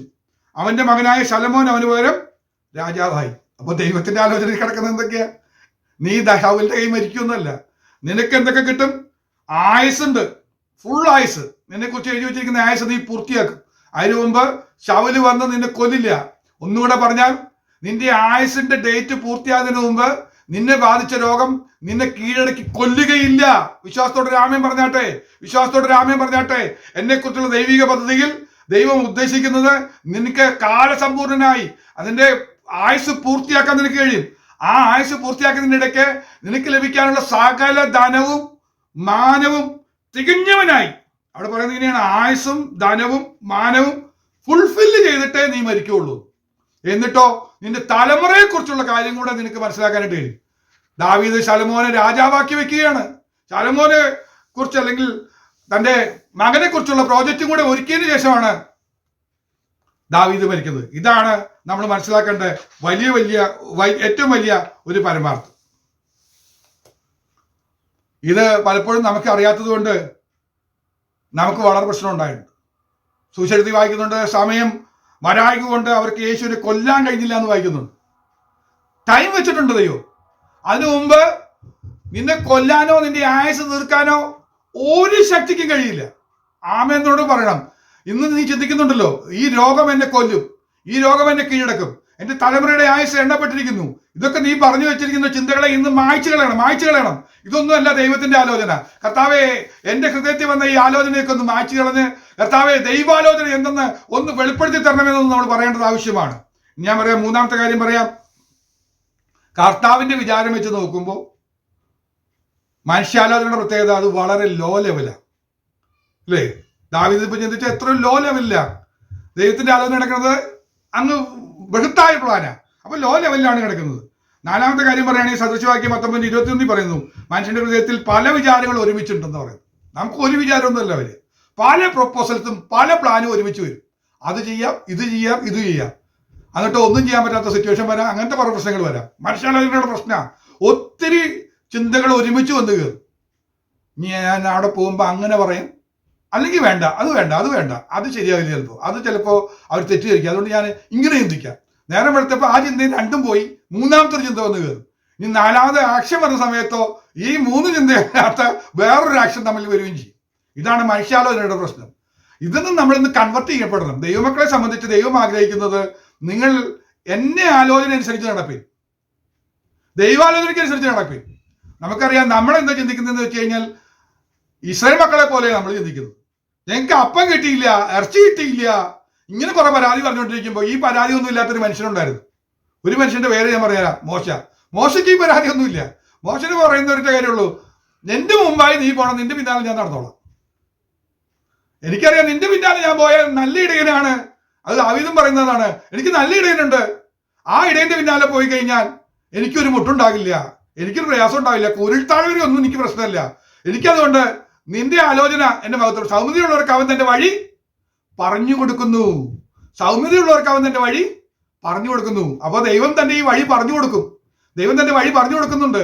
കർത്താവെ, എന്നെ ഒന്ന് പഠിപ്പിക്കണമേ, എന്നെ ഒന്ന് ബുദ്ധി ഉപദേശിക്കണമേ. മറ്റൊന്നും അല്ലായിരുന്നു മോശയുടെ പ്രാർത്ഥന, നിന്റെ വഴി എന്നെ അറിയിക്കണമെന്നാ മോശ പ്രാർത്ഥിക്കുന്നത്. ദൈവമക്കളെ, നമ്മൾ പ്രാർത്ഥിക്കുന്നതോ എനിക്ക് അപ്പം വേണം, ഇറച്ചി വേണം, ഭൗതികമായ കുറെ കാര്യങ്ങൾ നമ്മൾ എണ്ണി പറക്കിക്കൊണ്ടിരിക്കുക. അതിനെക്കുറിച്ച് നമ്മൾ പ്രാർത്ഥിക്കേണ്ട ആവശ്യമില്ല. നമ്മുടെ അപ്പനല്ലേ, അപ്പനെ അറിഞ്ഞുകൂടെ നമുക്ക് ഫുഡ് വേണമെന്ന് പറഞ്ഞിട്ട് നമ്മൾ ഇന്ന ഫുഡ് വേണമെന്ന് പറഞ്ഞ് വെള്ളം വെക്കേണ്ട കാര്യം പോലും ഇല്ല. നമ്മുടെ ഇഷ്ടം അറിഞ്ഞ് മേടിച്ചു കൊണ്ടുവന്ന് തരുന്ന അപ്പൻ ഭൂമിയിലുണ്ടെങ്കിൽ സ്വർഗസ്ഥനായ പിതാവ് എത്രയോ അധികം നമ്മൾ ആ കാര്യം ഗ്രഹിക്കണം. അപ്പം മനുഷ്യന്റെ ഹൃദയത്തിൽ പല ആലോചനയുണ്ടെങ്കിലും ദൈവാലോചനയ്ക്ക് ഉള്ള വ്യത്യാസം മനസ്സിലാക്കി ദൈവാലോചനയ്ക്ക് വേണ്ടി നമ്മൾ പ്രിയപ്പെട്ടാൽ നമ്മുടെ ജീവിതത്തിൽ വലിയ മാറ്റങ്ങൾ വരും. ഇനി അഞ്ചാമത്തെ കാര്യം പറഞ്ഞാൽ മനുഷ്യന്റെ വിചാരങ്ങൾ ഓപ്പോസിറ്റാണ് ദൈവാലോചനയ്ക്ക്. നമ്മൾ നേരത്തെ പറഞ്ഞു ബാബൽ ഗോപുരം പണിയുമ്പോൾ ഉണ്ടായ സംഭവം നമ്മൾ പറഞ്ഞില്ലേ, നമ്മളങ്ങ് മറന്നുപോകും. ദൈവത്തിന്റെ ആലോചന എന്താണെന്ന് മറന്നുപോയിട്ട് അതിന് നേരെ വിപരീതമായി പ്രവർത്തിക്കാനുള്ള ഒരു ത്വര നമ്മിലുണ്ട്. അതിന് കാരണം എന്ന് പറഞ്ഞാൽ അതിന് പ്രേരക ശക്തി വേറെ ഒന്നല്ല, അന്ധകാര ശക്തിയുടെ സ്വാധീനമുള്ളിടത്തോളം കാലം ദൈവാലോചനയ്ക്ക് വിപരീതമായി പ്രവർത്തിക്കാൻ ഈ സ്വാധീന ശക്തികൾ നമ്മെ പ്രേരിപ്പിച്ചുകൊണ്ടിരിക്കും. അത് നമ്മളെ ഇടപെടുന്നത് മണ്ഡലം വേറെ അല്ല, നമ്മുടെ ചിന്താമണ്ഡലത്തിലാണ് അത് ഇടപെടുന്നത് എന്ന കാര്യം നമ്മൾ തിരിച്ചറിയണം, ഗ്രഹിക്കണമെന്ന് ഞാൻ ഓർമ്മപ്പെടുത്തുകയാണ്. ആറാമതായിട്ട് പറയുന്നത്, പ്രതീക്ഷിക്കാത്തത് നമ്മുടെ ജീവിതത്തിൽ കടന്നു പോകുമ്പോൾ നമ്മളങ്ങ് ചിന്താഭാരങ്ങളിൽ വരും, നശിച്ചു പോകുമെന്ന് വിചാരിക്കും. അശിഷ്യന്മാർ ചിന്തിച്ചതുപോലെ നിങ്ങൾ നശിച്ചു പോകുന്നതെന്ന് എനിക്ക് വിചാരമില്ലയോ? നമ്മൾ നശിച്ചു പോകുന്നില്ല. നമ്മുടെ ജീവിതത്തിൽ പ്രതീക്ഷിക്കാത്ത സംഭവിക്കുന്നതും ദൈവത്തിന്റെ പദ്ധതിയിലാണെന്ന് നമുക്കൊന്ന് ഗ്രഹിക്കാൻ കഴിഞ്ഞാൽ നമ്മൾ നിരാശപ്പെടുകയില്ല. നമ്മൾ അവിടെ എത്തുമ്പോഴാണ് ചിലപ്പോൾ നമ്മൾ കട്ടായി പോകുന്നത്. പ്രതീക്ഷിക്കാതെ സംഭവിക്കുമ്പോൾ ദൈവാലോചന എന്താണെന്ന് തിരിച്ചറിയാൻ കഴിയാതെ നമ്മൾ നിരാശപ്പെട്ട ദൈവത്തെ തള്ളിപ്പറയും, നമ്മൾ മാറുകയൊക്കെ ചെയ്യും. അത് വരാതിരിക്കാനായിട്ട് നമ്മൾ വളരെ ശ്രദ്ധിക്കണം. അതുപോലെ തന്നെ ഏഴാമത്തെ കാര്യം പറയുമ്പോൾ യാക്കോബ് പറയുന്നത് 4-ാം അധ്യായത്തിൽ പറയുന്നത്, നാളത്തെ എന്തെന്ന് അറിയാത്തവരാണ് നമ്മൾ. നാളത്തെ കാര്യത്തെ കുറിച്ച് നമുക്ക് അറിഞ്ഞുകൂടാ. എന്ത് വിചാരങ്ങൾ നമ്മുടെ വിചാരങ്ങൾ നടപ്പാകണമെന്ന് ഒരു സാധ്യതയില്ല. കാരണം നമ്മൾ ആ വെറുതെ ആവി പോലത്തെ മനുഷ്യരാ. ചിലപ്പോൾ നമ്മൾ ചത്തുപോകാൻ സാധ്യതയുണ്ട്. ഇന്ന് കാണുന്ന നാളെ മാഞ്ഞു പോകുന്ന ആവി പോലെയാണ് നമ്മുടെ ജീവൻ എന്ന് പറയുന്നത്. അതുകൊണ്ട് നമ്മുടെ പ്ലാനുകളൊക്കെ പലപ്പോഴും പരാജയപ്പെട്ടു പോകാം എന്ന് തിരിച്ചറിയുകയാണ്. അപ്പോൾ നമ്മൾ ചെയ്യേണ്ട കാര്യം എന്താ വെച്ചാൽ ദൈവാലോചന പ്രാപിപ്പാൻ എന്ത് ചെയ്യണമെന്നുള്ള കാര്യങ്ങൾ ഒറ്റ വാചകത്തിൽ ഞാൻ ഒരു വിശദീകരണം കൂടാതെ പെട്ടെന്ന് പറഞ്ഞ് അവസാനിപ്പിക്കാൻ പോവുകയാണ്. സമയത്തിന്റെ പൂർത്തീകരണമായതുകൊണ്ട് ഞാൻ പെട്ടെന്ന് നിർത്താൻ പോവുകയാണ്. ഒന്നാമത് ഞാൻ പറഞ്ഞു, മോശ പ്രാർത്ഥിച്ച പോലെ നമ്മൾ പ്രാർത്ഥിക്കണം. അതുകൊണ്ടാണ് കർത്താവ് പറഞ്ഞത് സ്വർഗത്തിലെ ഇഷ്ടം പോലെ ഭൂമിയിലും ആകണമേ എന്ന് പ്രാർത്ഥിക്കാനായിട്ട് പ്രാർത്ഥന പഠിപ്പിച്ചപ്പോൾ പറയാനും കാരണം. അപ്പൊ നമ്മൾ എല്ലാ ദിവസവും പ്രാർത്ഥിക്കണം, കർത്താവേ അങ്ങയുടെ ആലോചന ഇന്ന്, അങ്ങയുടെ പ്ലാൻ എന്താണ് എന്നെ അറിയിക്കണമെന്ന്. അത് സൗമ്യതയോടെയാണ് നമ്മുടെ ജീവിതം നയിക്കുന്നതെങ്കിൽ അവൻ അത് ദിവസവും ഡെയിലി പറഞ്ഞു തരും. ഇന്നത്തെ പദ്ധതികൾ പ്രോജക്റ്റ് ഇന്നൊക്കെയാണ് എൻ്റെ കാര്യങ്ങളെ കുറിച്ചുള്ള ലിസ്റ്റ് സംഭവിക്കാൻ പോകുന്നതെന്ന് വെളിപ്പെടുത്തി തരും. അപ്പോൾ പ്രാർത്ഥനയാണ് ഒന്നാമത്തെ വഴി. രണ്ടാമത് നമ്മളെക്കുറിച്ച് പറയുന്നത് നമ്മൾ കർത്താവിന്റെ മനസ്സറിയുന്നവരാന്ന് പറയുന്നത്. അതെങ്ങനെയാന്ന് വെച്ച് കഴിഞ്ഞാൽ വചനവാരിയിലൂടെ കർത്താവ് വെളിപ്പെടുത്തി തരും. ഇത് നിന്നെക്കുറിച്ചുള്ള ദൈവിക ആലോചനയാണ് വായിക്കുമ്പോൾ കഴിച്ചു തരും. യെസ്, ഇത് നിന്നോടുള്ള ആലോചനയാ. കർത്താവ് ബൈബിൾ വായിച്ചിട്ട് പറഞ്ഞതെന്ന് പറയാ, പുസ്തക ചുരുളിൽ എന്നെക്കുറിച്ച് എഴുതിയിരിക്കുന്നു. ഈ പുസ്തക ചുരുളിൽ നമ്മളെക്കുറിച്ചുള്ള കാര്യങ്ങൾ എഴുതി വെച്ചിട്ടുണ്ട്.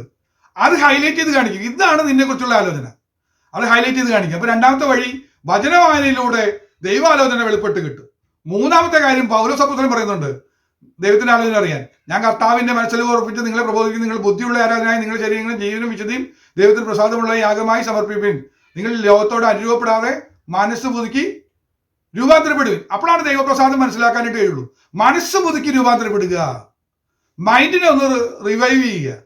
യാക്കോബ് ചിന്തിച്ചതുപോലെയോ ദാവീദ് ചിന്തിച്ച പോലെയോ ചിന്തിച്ച് നമ്മൾ നിരാശപ്പെടാതെ ചിന്തിക്കുക, എന്നെ കുറിച്ചുള്ള പദ്ധതി ദൈവത്തിനുള്ളത് കൊണ്ട് ഞാൻ ഈ കാണുന്ന കാര്യങ്ങളെ അറിയുന്നുള്ളൂ. കാണാമറയത്ത് നടക്കുന്ന കാര്യങ്ങൾ ദൈവത്തിന്റെ സന്നിധിയിലായതുകൊണ്ട് അത് വെളിപ്പെടുത്തി തരണമെന്ന് നമ്മളൊന്ന് ചിന്തിച്ചാലും ചിന്തയൊന്ന് മാറ്റി വെച്ച് കഴിഞ്ഞാൽ കർത്താവ് വെളിപ്പെടുത്തി തരും, ബ്രൈറ്റ്നസ് കാണിക്കും. ഇതാണ് നന്മയുള്ള കാര്യം, ഇതാണ് ദൈവത്തിന് പ്രസാദമുള്ളത്. ഇവിടെയാണ് പൂർണ്ണത എന്ന് പറയുന്ന ആ ഫിനിഷിങ്, ആരംഭത്തിൽ തന്നെ അവസാനവും ആ ഇടയ്ക്ക് സംഭവിക്കാൻ പോകുന്ന കാര്യങ്ങളും വെളിപ്പെടുത്തി തരുന്ന ദൈവം മനസ്സ് പുതുക്കുന്നവർക്ക് വെളിപ്പെടുത്തി കൊടുക്കും. എന്ന് പറഞ്ഞാൽ എങ്ങനെ മനസ്സ് പുതുക്കുന്നത്? ദൈവത്തിങ്കിലേക്ക് മനസ്സ് പുതുക്കുകയാണ്, ദൈവത്തിങ്കിലേക്ക് ആരാധന വരികയാണ്. എനിക്ക് മറ്റതൊന്നും വേണ്ട കർത്താവ്, എൻ്റെ ബുദ്ധി വേണ്ട നാഥ, എൻ്റെ ആലോചന വേണ്ട നാഥ, അങ്ങ് വെളിപ്പെടുത്തി തരണം, ഞാൻ അതിനുവേണ്ടി ഒരുങ്ങുന്നു എന്ന് പറഞ്ഞ് മനസ്സൊന്ന് പുതുക്കുകയും ഞാൻ ഈ റൂട്ടിലൂടെ സഞ്ചരിക്കാൻ ആഗ്രഹിക്കുകയാണ്, വഴി അങ്ങയുടെ വഴിയിലൂടെ സഞ്ചരിക്കാൻ ആഗ്രഹിക്കുകയാണെന്ന് പറയാനായിട്ട് കഴിയണം. നാലാമത്തെ കാര്യം പ്രവാചകന്മാരിലൂടെ വെളിപ്പെടുത്തി തരും. ശരിയാണോ? ദാവീദിന് ഒരു ആലോചന ഉണ്ടായി, വലിയൊരു ആഗ്രഹം ഉണ്ടായി, നല്ലൊരു ആഗ്രഹമായിരുന്നു, ആലയം പണിയണമെന്ന്. അപ്പൊ പ്രവാചകനെ വിട്ടിട്ട് പറഞ്ഞു, നീ ആലയം പണിയണ്ട, നിന്റെ മകൻ പണിതോളും. നിന്റെ ആലോചന അതല്ല, കറക്റ്റ് വേണ്ടത്, എന്റെ പ്ലാനിലുള്ളത് രക്തം ചൊരിഞ്ഞ നീയല്ല ചെയ്യേണ്ടത്. ശലോമോന്റെ കാലത്ത് പണിയപ്പെടണം, രക്തം ചൊരിയാത്തവൻ വേണം ആലയം പണിയാൻ. ഒരു തുള്ളി രക്തച്ചൊരിച്ചില് ശലോമോന്റെ കാലത്ത് വേണ്ടി വന്നില്ല. കാരണം എന്താ? ഒരു യുദ്ധം ഉണ്ടായില്ല ശലോമോന്റെ കാലത്ത്. ദാവീദിന്റെ കാലത്ത് ഡെയിലി യുദ്ധമായിരുന്നു. അതില്ലാത്തൊരു സമയത്ത് വേണം ഈ ആലയം പണിയാൻ. ശാന്തതയോടെ പണിയേണ്ടതാണ് ആലയത്തിന്റെ പണി. നമ്മുടെ ആലയത്തിന്റെ പണി ഒന്ന് ഓർക്കുക, ശാന്തതയും സ്വസ്ഥതയും ഉണ്ടെങ്കിൽ മാത്രമേ ആലയത്തിന്റെ നിർമ്മാണം നടക്കുന്നുള്ളൂ എന്നുള്ള കാര്യം കൂടെ ഞാൻ വിശദീകരിക്കുന്നില്ല, ഞാൻ വിട്ടുപോട്ടെ. അവിടുത്തെ ദൂതുകൾ പറയാൻ നിന്നാൽ തീരില്ല. ഞാൻ രണ്ട് കാര്യം കൂടെ പെട്ടെന്ന് പറയട്ടെ. ആറാമത്തെ കാര്യം, ദർശനം നൽകിയാണ് ദൈവം നമുക്ക് കാര്യങ്ങൾ വെളിപ്പെടുത്തുന്നത്. പൗലോസിന് ദർശനം നൽകി, മക്കദോനിയ വിളി, അവിടെ നിന്ന് ഒരാൾ വിളിക്കുന്നു, അവിടേക്ക് പോകണം, ഇന്നതാണ് റൂട്ട്, എല്ലാം പറയുന്ന ചില ദർശനങ്ങൾ നൽകി നമ്മളെ നയിക്കുന്ന ആലോചനയുണ്ട്. അപ്പൊ ദർശനം നൽകും എന്നതാണ് ആറാമത്തെ കാര്യം.